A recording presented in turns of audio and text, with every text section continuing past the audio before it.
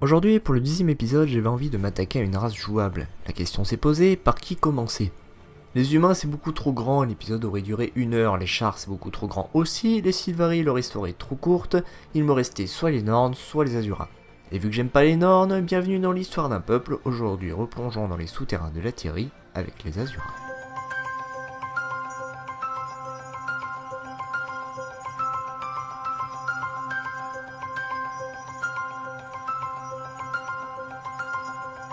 Alors oui, leur histoire est assez grande, les Azuras ont toujours été un grand peuple, mais leur ancienne politique vis-à-vis de leur connaissance et leur légendaire arrogance, suivie de la plus grande catastrophe qu'ait connue le monde souterrain, nous bride beaucoup sur leur histoire. Mais on en apprend fréquemment un petit peu plus sur leur histoire et leur vie souterraine avait l'air tellement développée qu'il est probable qu'un jour sorte une extension sur eux. En attendant, on va essayer de recoller les morceaux et de revivre l'histoire des Azuras. On ne sait pas exactement quand ils sont apparus en Thierry, en tout cas c'est probablement après la précédente ascension des dragons, donc après l'an -10 000. On ne sait pas non plus quand ils ont commencé à avoir de l'importance, mais en tout cas ils étaient à leur apogée entre l'an -700 et l'an 1078. A cette époque, les Azuras étaient un petit peu partout dans les souterrains de la Thierry, ils avaient déjà les connaissances pour créer les portails, dont les centres technologiques se trouvaient au mont Draconis. L'endroit n'est pas choisi au hasard, puisqu'il y avait ici un nœud de magie assez important, mais on y reviendra. En tout cas, ils ont utilisé ces portails pour dans un premier temps relier les 6 grandes cités Azura. D'après les quelques infos que l'on a, chacune de ces cités était au moins aussi grande que l'actuelle Ratasum. On ne sait pas exactement où elles se situent ni leur nom, mais au vu des découvertes que l'on a fait dans Ratanovus, il y a fort à parier que ce soit de réelles mines de connaissances. Même si malheureusement, encore une fois, leur ancienne politique nous complique beaucoup les recherches. Ceci dit, il y a un groupe d'Azura qui au fur et à mesure du temps est devenu le plus grand, la plus importante et la plus dangereuse des coteries.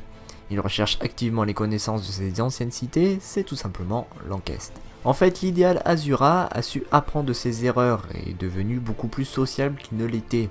Mais ce n'est pas le cas de l'Enquête, ils ont toujours la même volonté que leurs ancêtres, à savoir être la race supérieure qui dominera tout le monde. Enfin, c'était vraiment à la mode. Dans cet objectif, ils espèrent trouver dans les anciennes cités Azura quelque chose qui les aidera. Et pour l'instant, on n'en a découvert que 2, à savoir Ratanovus et Ratapten, qui sont dans de sales états.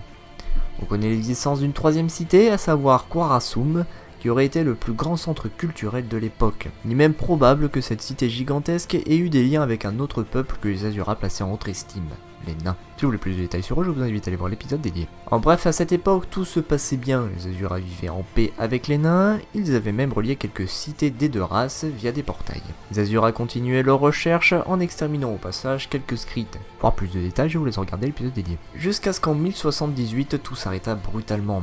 Vous êtes déjà peut-être demandé pourquoi est-ce que les destructeurs sont un petit peu partout en Thierry. Bah oui, les envoyés draconiques de Zaitan restent tous autour de Or, les fils de Vanir restent tous au nord, et les envoyés de Mordomod restent dans la jungle.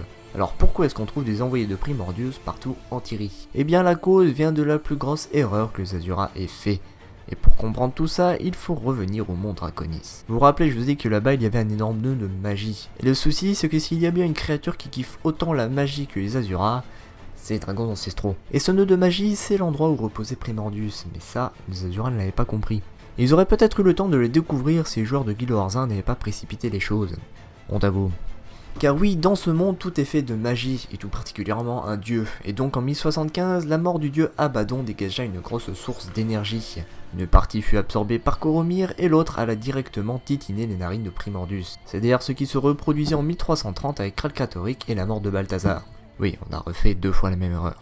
On est quand même vachement con. Pour revenir à notre Primordius, la magie restante n'était pas suffisante pour le réveiller, mais elle le fut pour l'éveiller en 1078. Les destructeurs jaillissaient donc en plein centre technologique Azura et il n'avait plus qu'à emprunter les portails pour exterminer les cités Azura et nains. Une grande partie des cités furent totalement anéanties, mais quelques-unes avaient les protections et les réflexes suffisants pour survivre. Ce fut le cas de Ratanovus qui avait donc survécu.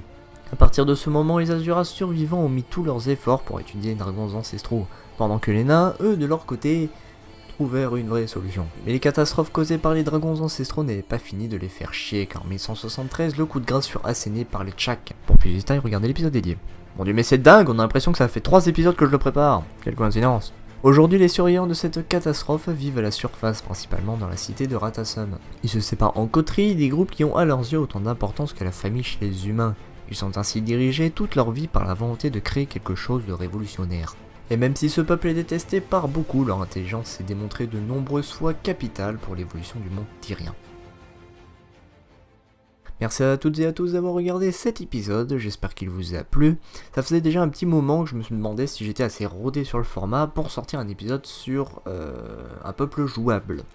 En tout cas, j'espère que l'épisode vous a plu. J'ai pas spécialement parlé des Azuras importants parce qu'il y en a beaucoup du coup d'Azuras qui ont été importants puisque c'est une race jouable, une race principale de Guild Wars 2 et je ne savais pas vraiment qui mettre plus important qu'un autre. Hein. Donc là on voit déjà qu'il n'y a pas de script, c'est vachement bancal ce que je dis moi. En tout cas, si vous avez aimé, n'hésitez pas à liker, partager et laissez-moi en commentaire le prochain peuple dont vous voudrez que je vous parle. Et sur ce, on se retrouvera très bientôt pour un prochain épisode de l'Histoire d'un peuple.